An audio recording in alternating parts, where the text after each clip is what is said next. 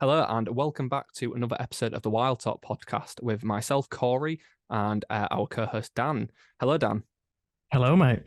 Again, like I said last week, we have to do the whole chat for 10 minutes, like we haven't just been speaking before with the podcast. But how are you doing? Yeah, I'm good, mate. How are you?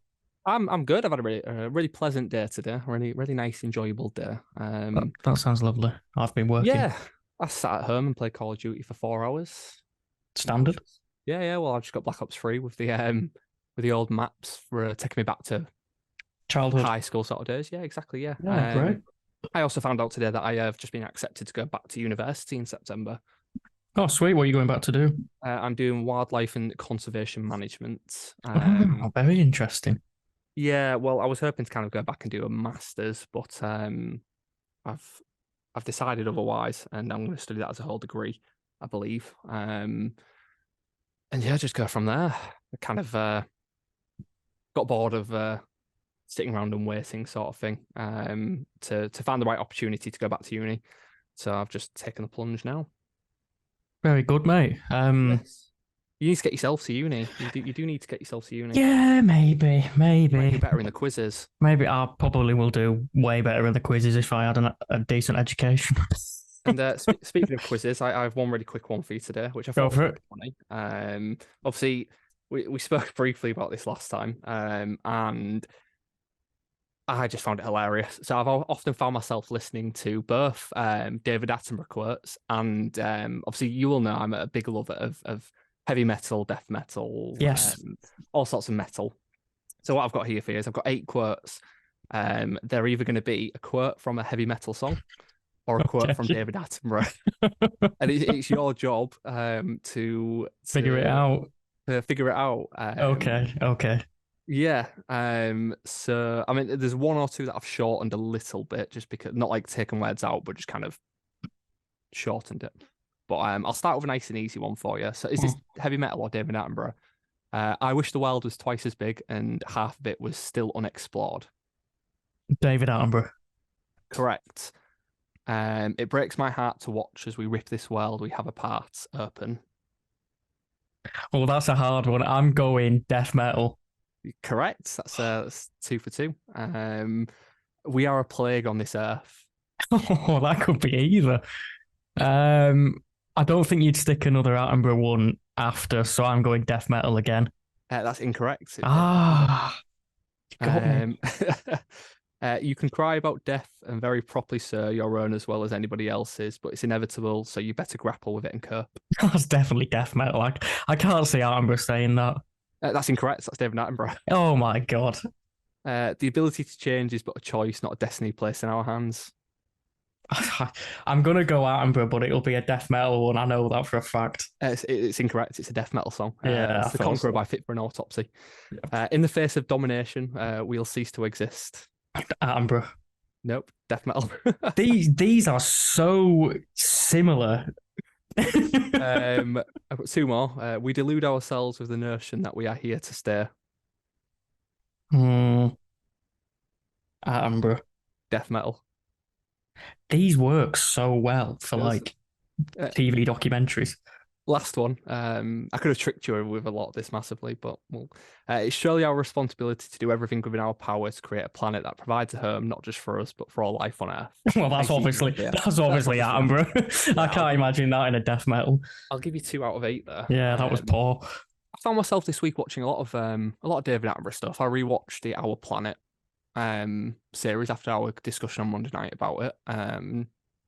I watched behind the scenes as well, obviously, with that being the kind of career path I'm pursuing. I love watching the behind the scenes sort of stuff because it's just it gives you a really good insight into not just how cool that kind of area can be, but how hard hitting it is as well. Obviously, we mentioned a lot about conservation last week and the little things we can do to have a big impact on as wildlife photographers anyways. Obviously today we're going to look more on the grand scheme of conservation, but last week we spoke about wildlife photography and the little things we can do for it, and watching wildlife photographers and filmmakers out in the field and seeing some of the horrible things that they've filmed, obviously for educational wise, like the walruses on Our Planet. Really heartbreaking scene, but it just gives Yeah, we spoke about that last weekend. last Let's not dwell weekend, on. last episode. I don't know if I want to shed a few more tears. No, not again. No, but it was like I say, watching stuff like that was just it helps give you a really good insight into the fact that everyone thinks that professional filmmaker, wildlife photographer, TV presenter, it's all gonna be cool nature, and you're gonna see like lions and there's going to be the hard times. Sometimes. Yeah, exactly. Like you mentioned about the penguin getting chased by the skua. Oh God, yeah. The walruses and things like that. It's awful. But I feel like that is a very, very good segue. To introduce our guest. So me and Dan are very, very happy to and excited to announce that our guest this evening is Miss Megan McCubbin. So I know 3 M's in a row. Then I nearly stumbled. How are you doing, Megan? Hello. You nearly had me married then. I nearly did have you married. I apologise. It's because I'm getting married soon, and I have to keep trying to trick myself into referring to my partner as Mrs., not Miss. And congratulations. That's very exciting. Yeah, I suppose. Yeah, I'm looking forward to the wedding, mate. Yeah, it's gonna be good. How are you doing, Megan? Yeah, no, I'm good, thank you. I've had a good day. Just been actually redistributing earthworms around the garden, digging holes and putting earthworms in, and so it's been interesting doing that. Do you know what? It's a fun task. I'll say maybe not a fun task, but obviously the importance of having earthworms in the garden, especially I can imagine your garden. You've got a lot of flowers and a lot of bushes and plants and stuff in there. Yeah, so there's a lot of dead leaves at the minute, and there's a lot of rhododendron, and rhododendron are quite an aggressive plant, shall we say, and not much grows around it or underneath it. So there was hardly any earthworms at all. Managed to get our hands on a few earthworms and just went digging holes around the garden and planting some earthworms around. So it's one way to spend an evening. Well, it's fun. Earthworms are fantastic creatures. I true admiration for them, especially back when I was a zookeeper. I learned how to, especially with the animals that we dealt with, we've very much learned how to appreciate the things in life that the creatures in life that not many of us will appreciate, and like the little earthworms and cockroaches and all the detritus eating things that other people would find pretty disgusting. You develop a bit of a love for them. Yeah, cool. Well, everything's got a place, isn't it? And exactly. You learn about earthworms. I was always that kid at school that would stop on the path to pick up earthworms if it had been raining, and I'd always be late for class because inevitably there was like hundreds of earthworms all over, the school grounds I just thought, oh my God, these are going to be trodden on if I don't pick them up and move them aside. So I'd always be late because I'd be saving earthworms.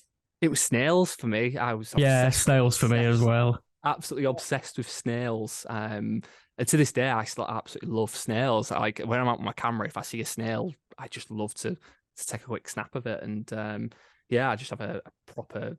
I've never eaten them, which I know is a bit of a weird comparison to snails. But obviously they are a delicacy in some places of the world. They're fantastic. And when I tell people I love snails, everyone automatically assumes, what do they taste like? And I think, no, I don't love snails in that kind of manner. I just like snails. It's a weird world we live in, isn't it? Where people immediately jump to, oh, good, you must. What does it taste like? As opposed to, oh yeah, that's a really cool animal. Like it's bizarre, really. Don't get me wrong. I've tried weird stuff, like insect protein powder. One of the things when we had to kind of give our bug talks at the zoo was explaining how if the entire world lived off insects, nobody would ever go hungry ever again. And greenhouse gases would go down and all that kind of information tied to it. And I thought, you know what, we keep preaching this, I need to try it. Tried it with a bit of water in like a smoothie, and it was absolutely delicious. Oh, really?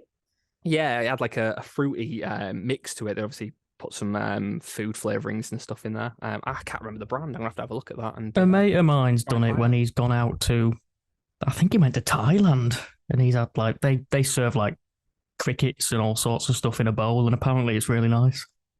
Yeah, there's if you took a pound of beef and a pound of crickets, there's I think 20 times more protein in the pound of crickets than there is in the beef. They're much more nutritionally better for us, and obviously in the grand scheme of it, farming insects, you would need a fraction of the land that you would for the livestock. So yeah, it's that was an unusual tangent talking about eating. It was one of the weirder ones we've done. Yeah, exactly. Yeah. So So Megan, obviously, there'll be some people listening to there that don't necessarily know who you are. Obviously, some people just go through their lives and they don't watch much TV and they might not use social medias and much stuff like that. So for those that are listening and that don't really know who you are, would you like to give us a bit of an introduction and just kind of let us know what you do and the kind of current things that you're working on? Yeah, of course. So my name is Megan McCubbin, and I'm a zoologist and wildlife TV presenter. I mainly consider myself a science communicator, and I use kind of all different forums to try and raise awareness about the biodiversity and climate crisis. So I have been presenting on BBC Springwatch. I present Animal Park, and I do some bits and pieces, wildlife stories for ITV's This Morning. I've also written a couple of books, one which will be out shortly. So yeah, and I use social media and basically any avenue I possibly can to talk about animals and our environment. Brilliant. It's oh, sorry, my mic might have just gone then. Can you both still hear me? Yeah, I can hear you, mate. Yep. Cool, that's fine. I keep getting the pop-up. My internet connection is unstable. Local Wi-Fi doing works in the area. Yeah, really interesting, obviously, kind of CV to you. So, I mean, first of all, we'll probably start with like your early life. So, in terms of your love for all this, I think obviously, against people that don't know, your stepdad, Chris Packham, do you think growing up with him is what has influenced you to kind of follow this career path? Or do you think you might have naturally kind of found that love yourself? I mean, I think all young people, you know, in those pivotal ages when you're like 2 and 3 and asking questions about the world, all have a natural curiosity about wildlife. You know, you struggle to find a kid that hasn't followed a butterfly around the garden, or, you know, gone looking for woodlouse or something like that. So, you know, I think we were all born with that fascination about the world around us. And we're, you know, as kids, we're always asking questions like, why does it do that? And how does it do it? And why is it important, kind of thing. And so I think, you know, I've always loved wildlife, but of course, with Chris in my life, absolutely he's had an influence. You know, I've been able to meet animals that otherwise I would never have got to meet in a million years. I've been able to travel and see environments that, you know, have really shaped my understanding of the world. And yeah, I think, you know, both things go hand in hand. Who knows where I would be if I had met him, but yeah, I've always just been fascinated, and I still ask those kind of childlike questions today about like, why does it do that, and how does it do it? And I think that's one of the wonderful things about being a zoologist, is you get to ask those kind of questions. It is. I mean, when I studied zoology at uni, I was very much overwhelmed by how little I knew compared to how much I thought I knew. And even to this day now, given I mean, my time's kind of on from when I was at university and when I worked within the industry as such. And I mean, I'll quiz Dan on questions each week. And Dan, you still learn something new every time we chat, don't you? I do, yeah. I thought I knew quite a bit, but these weekly quizzes are proving that I didn't know quite as much as I thought I did. So they're a little bit more usually more scientifical than it was that a David Attenborough quote or a death metal quote, but I thought that would be a little bit more fun to do. I did enjoy that. I thought that was a really good quiz. Yeah, I've been racking my brains for ages about, because I mean last week it was mustelids, the week before it was a species of bird and stuff like that, and I thought, oh, what's gonna be fun? What might Dan stand a chance at? And he proved me wrong yet again. He had no idea. Oh, you chose some hard quotes, to be fair. Yeah, I mean, I don't know. I think a lot of them worked very well for both death metal and for a David Attenborough documentary. Everyone thinks death metal's just awful, hating music, and it's not. It's beautiful, and it's a lot of it is about stuff like that. So before we move off onto another tangent and end up chatting about death metal for 10 minutes. So you said obviously as a child, all kids have that natural tendency to ask questions, to follow things. I mean, I see it with my kids every single day. My youngest Teddy, he's nearly 2, and we go out to the park and he just has to go up and feed the birds. He has to go into the animal center, and he's just obsessed with looking at everything. He'll sit there with me when I've got my camera and watch the birds and stuff like that. And I don't know if Dan, if you'll agree with me, Megan, you might agree with me. And I think the issue is the reason why less kids actually follow this career path is because you get to school and maybe not so much the ability to ask these questions, but the ability for them to be answered kind of stops. I don't recall much at school learning about this, maybe here and there in science and stuff like that, or a little bit of geography. I agree. I learned most of what, or where my love for wildlife came from my grandparents. That's it. It's from a family member, so like your grandparents. For you, Megan, like Chris, and maybe not so much to find the love, but to follow it. So, do you think there could be more done in primary, high schools? Oh, your mic's going again, mate. I think what he was supposed to say is, could there be any more to be done in sort of primary and high schools to sort of keep the education flowing and not leave it to rely on grandparents and family, friends, etc., etc. Yeah, of course, there could always be more that's done. I think when people are at the age where they're going into primary school and secondary school, there's so many pressures these days. There's so much information just at our fingertips with technology the way it is. And you're going into school and you've got, particularly in primary schools, you've got one teacher that teaches every single subject. So challenging for them, and I imagine quite daunting to have a child coming in asking a specific thing about a specific species of butterfly, because there's only so much depth you can go into with every single subject. So I think probably teachers, it's quite daunting, and I think with young people it's so pressurized these days, and there's so many distractions. As you get older, there's more and more responsibilities in life. You're expected to find a career that's going to give you a comfortable life. You're expected to conventionally find a partner and have kids and do all that kind of stuff. And there's all of this influence that I think you just lose touch of it, and you lose that kind of innate connection that you might have once had, because you just become so busy, and that falls at the wayside. So I think schools can absolutely do a lot more. I know they're talking a lot about getting this new wildlife GCSE in, which I'm very, very excited about. So much so that I'd really love to go back to school to take it. Because I really that's the first I've heard of that. Sorry to interrupt, Megan, but yeah, I didn't know they were bringing that back. So yeah, that's very interesting. Yeah, they've been talking about it for the last couple of years, and it's kind of it's on ip way. It's coming. So it'd be really wonderful. I mean, I just wish it was there when I was at school. It'd be amazing to have a wildlife GCSE. But yeah, I think you need teachers that know the subject and are confident enough to teach it, and given that kind of training, especially because climate and biodiversity is going to become heavily weaved throughout all of our lives, increasingly younger people's lives. So support for young people in harboring that connection from parents, and then teachers that are happy and excited to teach the subject is what we need. Yeah, there needs to be like a good line between a teacher that is comfortable teaching it and a student that's comfortable learning it. And I think if my eldest son, he's in year 2 at school, if he came home to me and said that, oh, Dad, they've just brought in we're learning about wildlife each week and stuff like that, I'd be absolutely thrilled with that, because like you've just said, I wish I had that at school. Like Dan, you certainly wouldn't have had that at school. I don't think you had maths at school, did you? Hey, that's a West Yorkshire insult, that, mate. Yeah. But I mean, the lack. I mean, even in science, I remember doing titrations 3 times a week for 3 or 4 years. I don't really, maybe a little bit of evolution.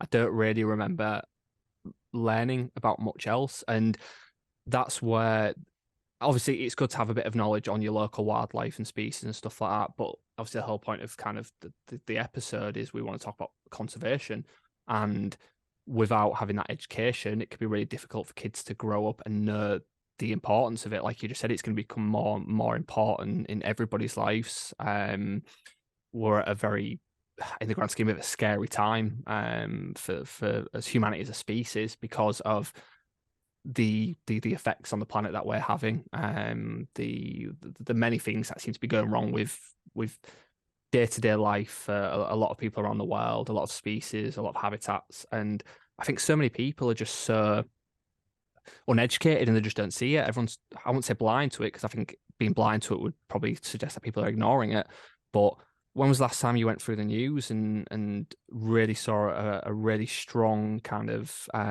article or fixation on the conservation? You just don't. Oh, his mic's gone again. It must be some serious internet work where he is. Yeah, he's not cracking. It happens every. Although recently it's been pretty poor, but yeah. Come back. Where's he gone? He's halfway through a good point. He was really halfway through making a really good point. And he'll join back in and he'll be finishing the point and then he'll ask us how much did we miss.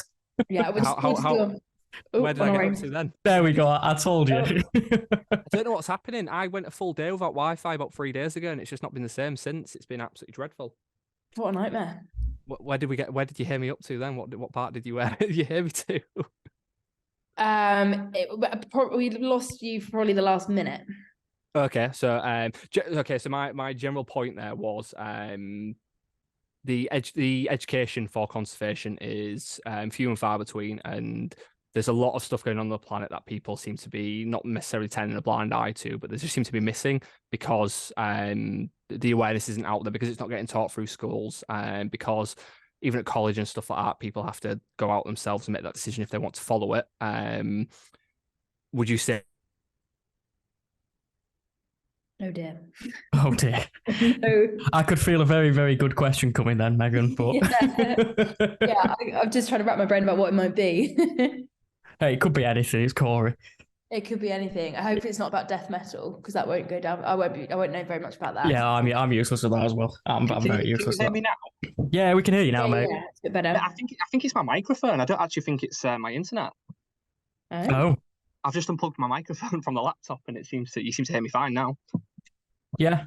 All right, we'll just go with that then, mate, for now. Okay. I'm going to try and repeat that for the third time. Essentially, to cut a long story short, would you say that the reason why a lot of the issues of conservation and the lack of awareness exist is because there is so little emphasis put on it within the media, maybe not so much the media, but within the news as such, and that educational kind of gap? Obviously, a lot more could be done on the planet. Do you think that's got a kind of a big influence on the reason why it isn't? There's not as much done by the general population. Yeah, I think to some degree there's an element of that. There's not as many environmental stories as I would like to see. I think there is just this fear about talking about the environment and biodiversity and climate, because it can be overwhelming and it can be scary. And with so much bad things going on in the world right now, I think so many media outlets are just nervous. They're really worried that there's going to be too much bad news, people won't be able to handle it, and it will reflect badly. But I always say ignorance is no longer bliss. We can't keep turning a blind eye, and I think in some cases it is very much about turning a blind eye so we don't overwhelm ourselves.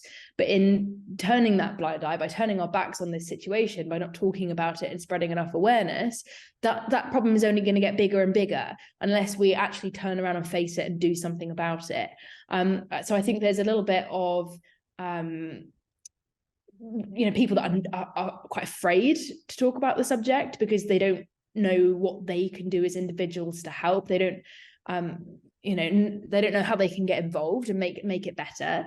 And I think there's also a lot of just people worried that it's going to really scare some people, and it is scary, it is, but it's only going to get worse if we just keep doing what we're doing.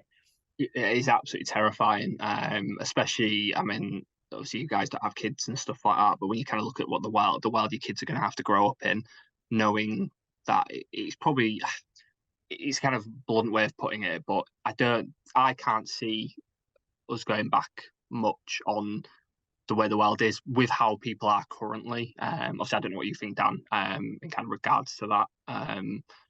Yeah, it's a conversation that my sister's had with us before, and she's at the age now where she's thinking about the future, and she's often said that it's a scary place that she doesn't necessarily want to bring a kid into because of like you said, Megan, it is scary, and people people don't want to necessarily talk about it because they are afraid.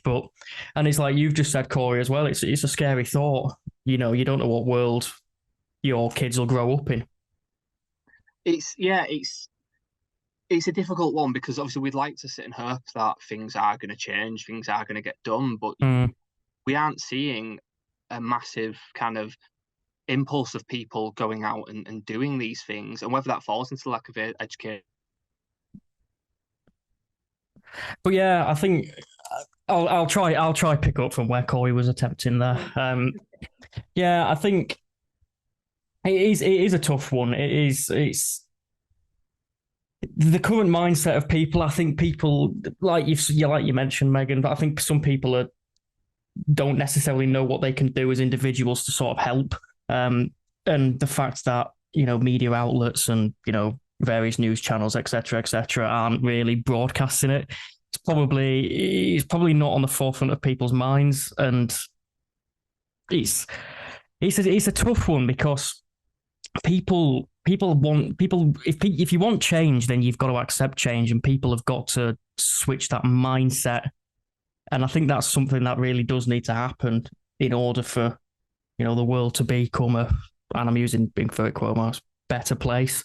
I don't know what your thoughts are on that, but yeah, it's the mindsets, I think, of people. I think some people want to change, but I think the majority are maybe scared or just don't have the education to change. Yeah, I mean, as human beings, our history is not great when it comes to changing our behaviors and our perceptions. We're not great at changing our minds as a species. We get stuck in one way of doing things, and that way of doing things works. So we'll continue doing it for the next 100, 200 years, however long, because it's proven to be successful before, even though, information and science has changed, we've learned new things, but we're still going to stick with the same old methodology because, well, it worked 100 years ago. Why wouldn't it work now when we know so much more now? Yeah. So, we're just stuck in this kind of these routines. So I think there is definitely an element of that, but I'd also argue, the way that things can be communicated is often put to the individual. It's like, okay, well, individuals have to change this. We all have to recycle better. We all have to, make sure that the taps aren't running when we're brushing our teeth. It's all these little things, use the train and cycle and all this kind of stuff, which is true. Individual action is really, really important, but we can't forget about the big players in the game. And we have to, whilst we're thrown the emphasis of make better eco consumption choices, we have to throw that pressure backwards, to the government, to the policymakers, to the big companies, to the major polluters, to the people really pumping out the greenhouse gases, to the people putting sewage in our rivers, to the businesses which are flying people around the world on an hourly basis for a meeting which could be done over Zoom or Teams. We have to put the emphasis back on them because, yes, it is everybody's individual responsibility to do what they can, but as individuals, we need to also ask that the big companies don't just try and feed us, this greenwashing stuff. They're not going to pull the wool over our eyes. They need to act as much as we are. So, there's equal pressure there on both sides. So yes, it can feel overwhelming as an individual, but I always say the biggest tool that we all have is recycling, and the way we travel is important and great, but the biggest tool is our voices, and going back to the big people and saying, what on earth are you doing? Why aren't you changing fast enough? I don't care about the policies and the paperwork and the tape and stuff. Just get on with it. And that's what's frustrating, is that often I think the emphasis is put on us as consumers, and that is important, don't get me wrong, it is very important, but then I just throw it back at the companies and say, well, lead the way. Steer it, help people to do this, lead the way in change as leaders of, the modern world. People have to think that it's obviously the one thing that's kind of in the way of all that is money. And I mean, is money going to be there in 8 years' time when we're all kind of long gone, either as individuals or a species? I think one of the things I've seen recently that was kind of shocking was, I mean, looking at the football, was it Liverpool took a plane from Liverpool to Newcastle, while the coach driver set off from Liverpool to Newcastle to meet him at the airport. And even though on the grand scheme of things, there's a lot more people doing worse. But then you look at little things like that, and these football teams that's supposed to do a lot for the communities and things like that. Is that really a good outlook to give to the community, to give to especially the younger fans that are watching it and stuff? It's not just the business. Obviously, the businesses are a massive part of it all. These bigger companies. I mean, you can't drive half an hour down the road now without looking out the window and seeing 4 big chimneys just billow smoke into the air. And especially in Hull, I don't know what Bradford's like and kind of where you live, Meg, but really industrial areas. If you've ever visited Hull before, you just can't look anywhere without seeing these plants. And you've got to think, even if the option was kind of handed to some other player, are they going to take the option for conservation, or are they going to take the option that's going to earn them more money? And I think we all kind of know what the ultimate answer to that's going to be. Yeah, no, absolutely. And ultimately, when you can get a flight to Spain, I think someone told me the other day they got a flight to Spain for I think £22, when you can't get on the train and go half an hour up the road, for that money. It like, for me, I live in Southampton, it's an hour and a half away from London, and I have to pay about 50 quid for a return to London, and I could get to Spain twice on that money. I could do 4 flights there and back twice, for the same money it takes for me to get to London. And that is just it's disgusting. It seems to almost encourage people to travel more, doesn't it, when the prices are that cheap? You got to think though, what have we just come out of as a species? We've just come out of a pandemic, and I mean, I know we're kind of running out of time. I do want to move on to a few things from that in a second, but all these companies are trying so hard to kind of gain the customers back, like these airline companies and stuff like that, when they couldn't fly for however long. But the impact of the environment. That's it. Well, I mean, if you look at the photos during COVID, of full cities empty, and you look at the kind of the news of parts of the world that were once heavily polluted kind of slowly regenerating, and I mean, you've got to kind of put 2 and 2 together and see what is the problem. It is obviously there's no kind of question it is our species, and not everybody. Obviously, we're all different, and there's a lot of people like Megan and obviously Chris and many other TV presenters, and not even just TV presenters, local individuals and things like that do have that mindset. But when the rest of the world is so fixated on money, it's so hard for your voice to be heard, and that's why it all stems back down to education. We need something that, I mean, like this GCSE coming in for wildlife is fantastic, because it could encourage a massive generation of future kids to use their voices to be heard. But by that point, is it going to be too late? I hope not. I'm hopeful. You have to stay hopeful. You have to stay hopeful. Absolutely.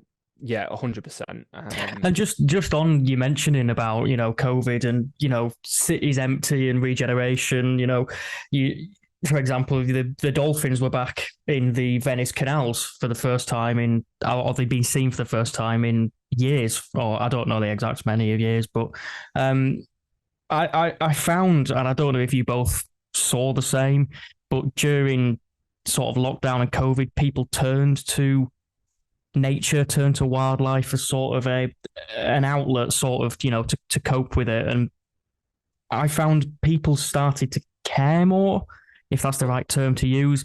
But then slowly, as lockdown sort of shifted and people sort of got back into like their normal lives, it sort of just went by the wayside again. Yeah, so this is kind of led perfectly onto what I was going to kind of talk about next. Obviously, kind of we'll move on from the general conservation, and during COVID, obviously yourself and Chris was massively involved, and obviously huge influences within bird watching, and more specifically the self-isolating bird club. So how did that all come about? Was that just a kind of an idea to use COVID as a way to spread that awareness and get people more interested in our nature? No, not really. I mean, it was never, I don't think either of us expected to create what we ended up creating. It's massive. It's huge. I'm in the group on Facebook, and I mean, there's a lot of people in there. Some of the stories that I read from pre to post COVID is fantastic, and obviously it's down to the efforts that you guys have put into it. Yeah, I mean, it's an amazing community, and it's it's just been beautiful to watch it grow.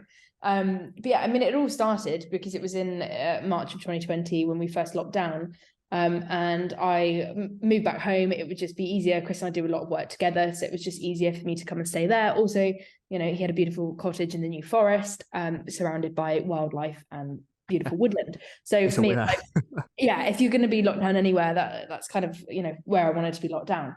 And obviously the poodles were there too, so that helps the matter. Yeah, of course. But we noticed there was one morning, and we noticed a patch of celandines, which is a native woodland flower, had emerged for the first time of the year.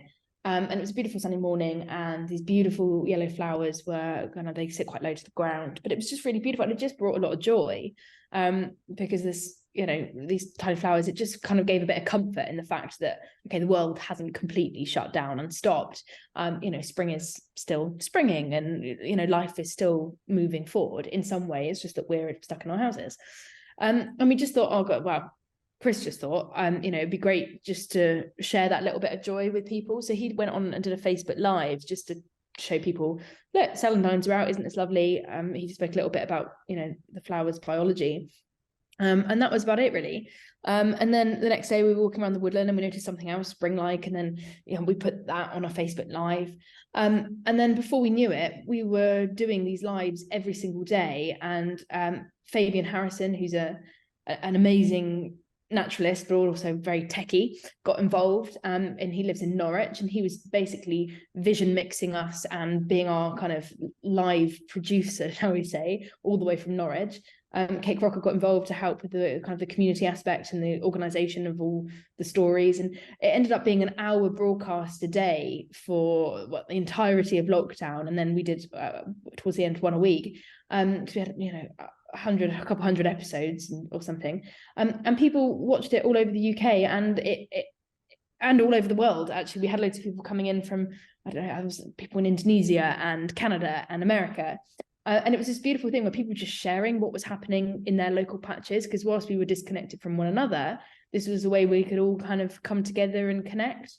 So we got to know, you know, there was a fox called Vix.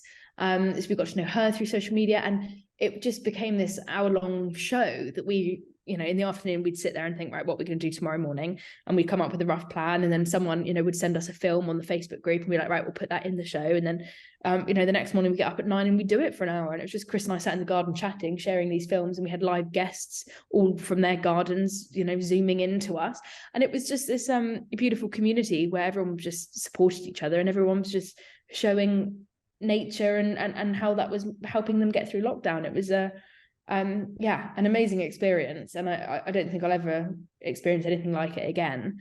It was just a beautiful community that was just that just exploded, really. It was wonderful. It was fantastic to see. I mean, I'm still regular with the group now, on Facebook, and there's people commenting stories from Germany, Australia, South Africa, places like that, and it really has brought a community of people together across the world. Many people that before COVID might not have had that interest in bird watching, or in general nature watching. So I mean, yeah, it was fantastic. I think it was that kind of little bit of light that during a really dark time people definitely needed. Absolutely, it brought that interaction with other people, albeit not face to face, but it certainly helped a lot of people. It certainly helped. It certainly helped me as well. I tuned into pretty much nearly every single episode in the morning, and you know, in a time when you can't go out and see your friends and you can't see your family, and I mean, I'm thankful to live with my family now, but you know, it's not the same. You know, seeing the same 4 people in the house or the same 3 people in the house every single day. It was certainly nice to interact with others.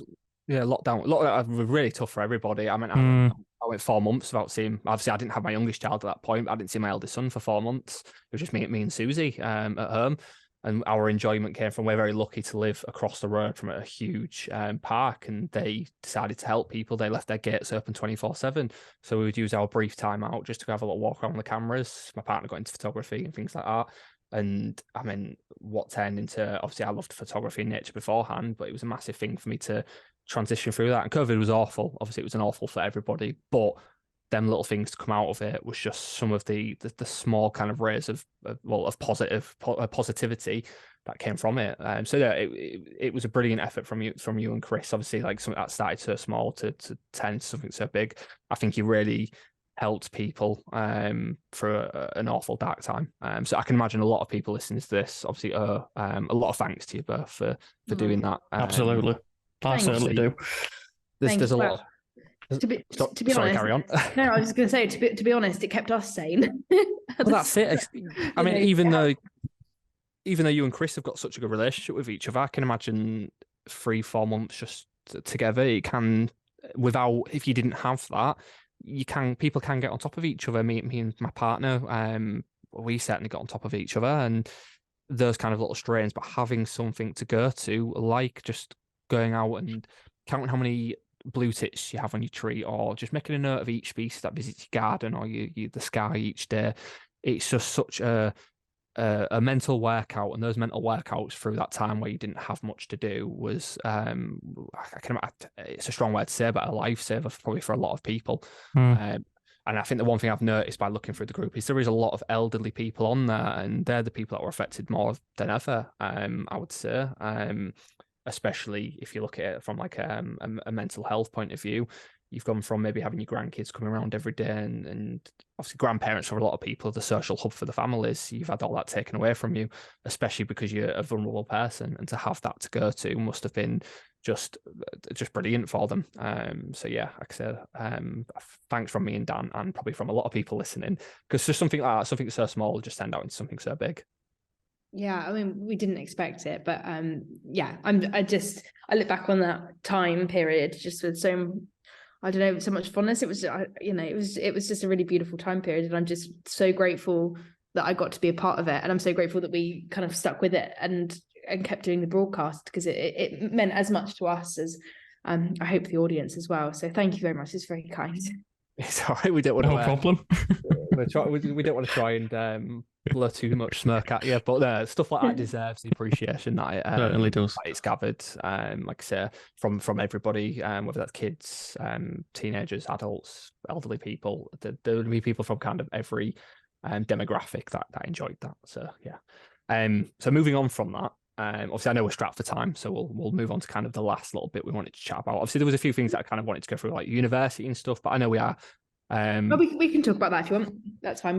Well, so there was one question I had for university actually, and you specialised in primates, if I've done my research correctly. Yes, well, I did my dissertation was on ring-tailed lemurs, so I wouldn't say I'm a primate specialist, but that was my dissertation subject. So what? Obviously, I've worked with ring-tailed lemurs during like my early days at uni, and they're a fantastic species. I do have many funny stories in regards to colleagues about ring-tailed lemurs, which can wait for another day. But what kind of brought you to go down that sort of route? Obviously, was you still kind of finding your grounds at the time into what your passions was? Was it whether it was UK nature or wildlife on kind of a global level? What was it that kind of brought you to it?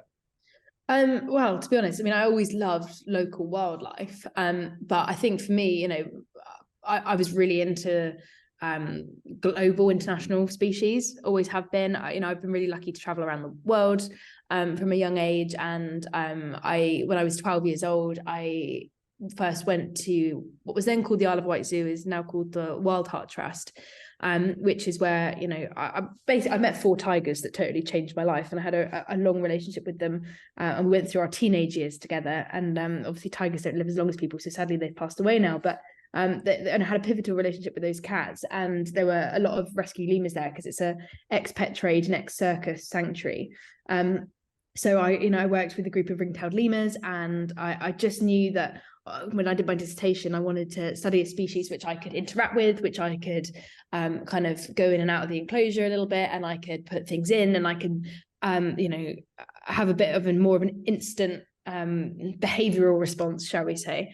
So and I love the ring-tailed lemurs. They're really cheeky, they've got beautiful social bonds with one another. It's a female dominated species, and I like how sassy the dominant female Michelle could be. They have a proper personality, don't they? And particularly that red ruff lemurs as well. I used to work with an old lady, a pair of old lady red ruff lemurs, and they were just they were fantastic. Yeah. Yeah, so that personality is brilliant of them. Super cute. And yeah, lemurs are just, they're just so full of energy, and you never know, you never know what you're going to get with them.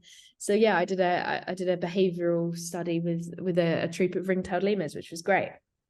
I think dissertations are so difficult as well, because depending on what university you're at, so I studied at Hull, you can be so limited. So to have that kind of the option to do that, I think that must have been brilliant. I wish I had them kind of opportunities, because it was only my foundation year that I had the chance to work with those sort of animals because of where my university was located. And then when I moved across to Hull, you find yourself in the middle of a city, and you've got pigeons, plenty of pigeons, and a couple of grey squirrels. But apart from that, it was all. I don't know if you've ever used the software R, but that came. Unfortunately, yeah, it's terrible. Awful. Stressful. I didn't enjoy my first time at uni, and it was I think R was one of those things that just kind of emphasized that. Like, so I didn't have that opportunity to do stuff with lemurs and things like that. So it was I was just really into when I kind of had a good look. I was really intrigued into what kind of brought you to lemurs and stuff like that. But it's a really good story, especially developing that relationship with the cats and stuff like that. Yeah, People see definitely. a wild cat, a big wild animal like a tiger or a lion, and just automatically assume manic beast, manic predator. They struggle to develop that emotional bond with somebody. But obviously, the big picture is that they are very much capable of having those bonds with, especially with people as well, people at the round all the time. Yeah, I had a very, very strong relationships with them. For tigers. I mean, obviously you always respect them as the wild animals that they are, even though they're, sadly in captivity. But totally amazing, surprising relationships that come from it. But the one bit of advice that I'd say, if you wanted to, if you're doing a dissertation or heading into that area and you've got something you want to do. So I actually collected all my data in the summer before my third year even started. So I knew roughly what I wanted to do. You have to, know your dissertation subject, by the end of your second year. So I decided I'd just get ahead in the summer, and I asked my lecturer, can I just make my own dissertation? And then I had a relationship with the WildTalk Trust, which was great. But you can reach out to loads of different places that have animals, and they're often very willing to accept people coming in to study. So I just went and just spent my summer taking all the data in. And then I came back to uni and I was like, hey, I've got all my data. You're all ready to go. I can imagine so many people on the course was seething with jealousy that you had that, rather than having to use the data that the university provided to you. So that's that's what I wanted to avoid. So I didn't do it. Yeah, it wasn't, especially on a zoology related kind of view. I don't know what Liverpool was like studying there, but I mean, ours was so much more lichen based and algae based, and crayfish. For some reason, crayfish was a common one. And crayfish are great. I love a crayfish. They're great, but when you spend more or less a full year dissecting one every week, they start to become a little bit of not tedious, but they lose that you lose that passion. I saw so many people drop out of that course, and I think it was because of the fact that they were more expecting cute and cuddly animals every day. And the reality is, when you go to uni, especially if you're studying something like biological related like zoology, a lot of it is interpreting data, looking at algae through a microscope and lichen and things like that, and spending time with lemurs and stuff like that isn't as common as we'd like. But it's just one of those small things that if you get the opportunity to do it, can make that full university year worth it. Yeah, it's not, it wasn't an everyday occurrence by any means doing the lemur stuff. No. I mean, you've got to understand, the importance of algae. Algae are great. Algae is great, not algae. The algae is great, and there's a like I say, a space for everything. So it's good to have that foundation knowledge, and then as you get through the years, you can get more specific. But I really enjoyed my time at Liverpool. It was it was a really good university. My original university plan before kids came along was to go to Bangor University and specialise in herpetology. But that plan ceased to exist, which I was a bit gutted about. But Hull was a fantastic university, and I have absolutely 100% respect, love, and I see the appreciation for the things like algae and microbacteria and things like that, and your lichen on your trees and them sort of stuff. But I think a lot of people sometimes go into university to study something like that with this wrong idea of what the animal kingdom really is like, and people don't realize that like 99% of the species on this planet are insects, and a lot of these people are terrified of insects. I mean, one thing that we had every day at the zoo was people coming in saying, I love all animals, but I really hate insects. And I think, but all animals are insects. Like, you can't say you love all animals and then shudder at the sight of a cockroach. So yeah, it was a lot of people came in with the wrong idea, but it pays off in the end once you kind of get through that and you realize kind of what our natural life is like. A lot of people kind of developed a new love for it. Yeah, no, absolutely. So we are into the last couple of minutes. So if it's okay with you, we do have a couple of questions from some of our followers on Instagram that we'd like to ask you if you've got enough time. Sure, go for it. Dive right in. Dan, would you like to open up with that? Yeah, I'll kick it off. I'm just going to pick one of them now at random. So we have got a question from a young wildlife photographer called Brooke Haycock, and he's asking basically what your advice would be for a young person wanting to get into wildlife presenting. The biggest advice that I could possibly do is just practice. Make a show reel, which is essentially, you don't want it to be very long. There's often a mistake, you get really long show reels, but so keep it, 4 to 5 minutes long. But yeah, get outside. If you've got a mobile phone, that's all you need. You don't need a big fancy camera at all. Just get used to being in front of the camera, get comfortable with it. It could be something in your garden, your local green space. It could be, a campaign that you want to talk about and you can share it on social media. But just practice, get comfortable with it. And yeah, I think that's always really good. I think a lot of the time, people like to script a lot of things. And actually, I would always recommend that it's a good idea just to be as natural as you can be. Have a script, if you've got some facts, write them down, put in an order, but don't get hung up on every single word. Just let it flow naturally and just give it a go. Practice as much as you can just on your phone. Perfect. Really good answer to a really good question. I mean, Thank you. I still ask myself that question. Obviously, I do my YouTube and stuff like that, and I just sit and look. I think, bloody hell, nobody watches it. Why am I still doing this? But I enjoy doing it, and it's a very different thing to presenting on TV massively. But yeah, but the skills are all transferable though, and that's something that's really great. And if you enjoy it, it's worth just pursuing it and keep at it. I think if you have this idea, so I can imagine you have this kind of idea as well, where if whatever you say, if that just influences one person to do a little bit more or to pursue that path, it kind of makes it worth it. Yeah, absolutely. I can do a whole television program or whatever, and I'll just say, well, as long as one person enjoyed it or got something from it, or it's going to do some sort of environmental action because of it, then job's done. It's great. Exactly. Yeah, it's I say you can't expect to go in and influence 1 million people. It'd be great if everybody could, but obviously one person is better than nothing. That one person could do something that could snowball onto 5 people and so on. So yeah, it's good when people do kind of take what you say and act upon it. So I do have. We'll go with one more question.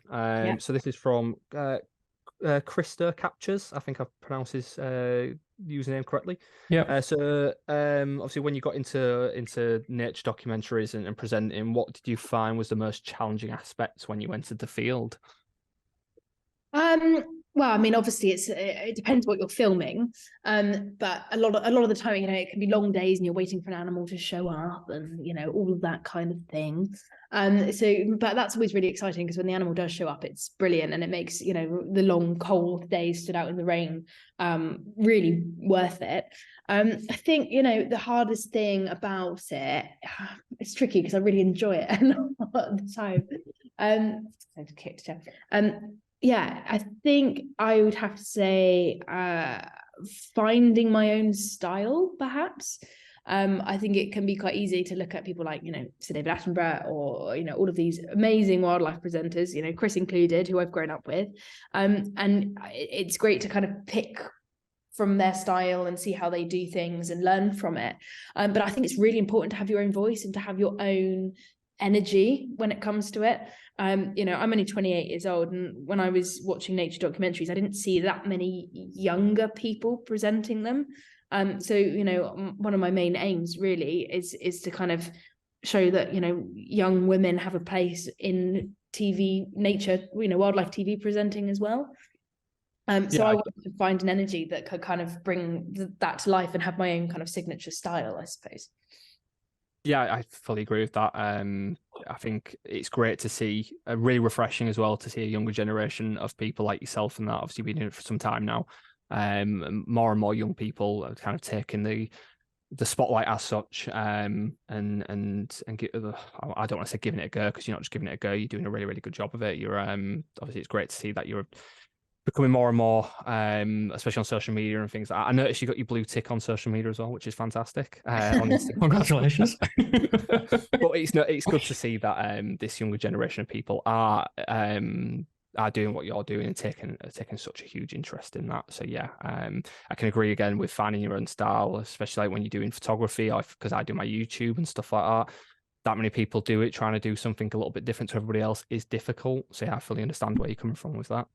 Yeah, it's important. Just be creative and just give things a go. And it can be hard to find your confidence in doing that. But yeah, try a style. If it doesn't work, try something else. You've got to find where you fit into it. And ultimately, TV presenting has moved on a lot, and it is going to change. I see a lot of changes that are probably going to happen in the next 10, 15 years. I think the kind of the natural history documentaries are going to look very, very different.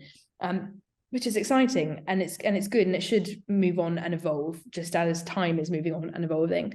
So it's just kind of feeling your way through that change and kind of moving with it.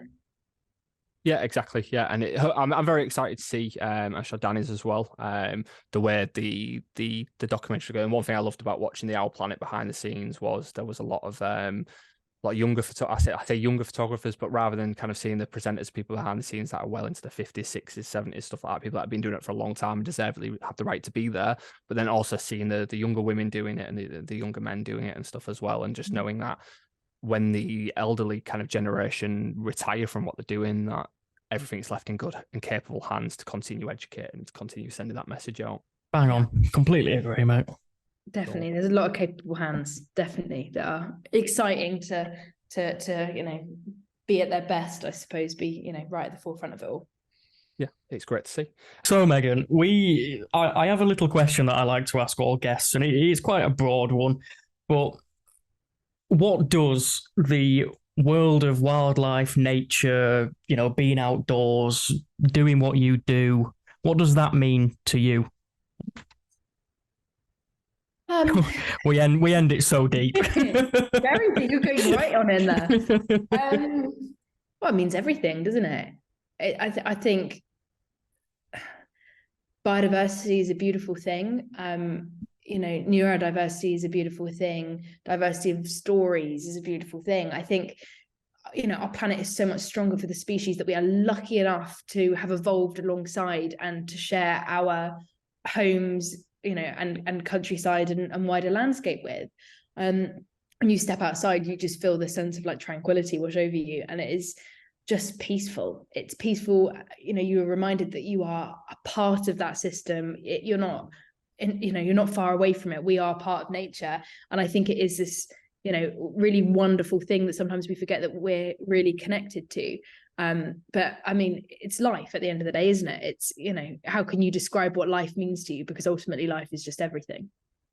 Perfect. That was really good. That's the best answer we've had so far. It has, it has been, yeah. You've nailed that one.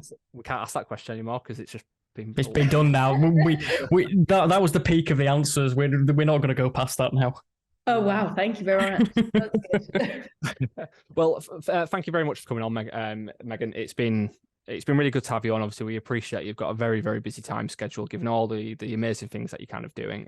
So to take time to chat to us, especially given how our podcast is so new, we're not exactly out there. We really do appreciate it. Yeah, massive thanks. No, not at all. I'm pleased to be a guest, and I can't wait to watch how it goes. Yeah, and well, I think obviously when we're a little bit less restricted for time and we've sorted out internet issues, we'd love to have you back on in the future and kind of top up on what you've been up to over the summer and things like that. So that'd be something we'd have to definitely sort out.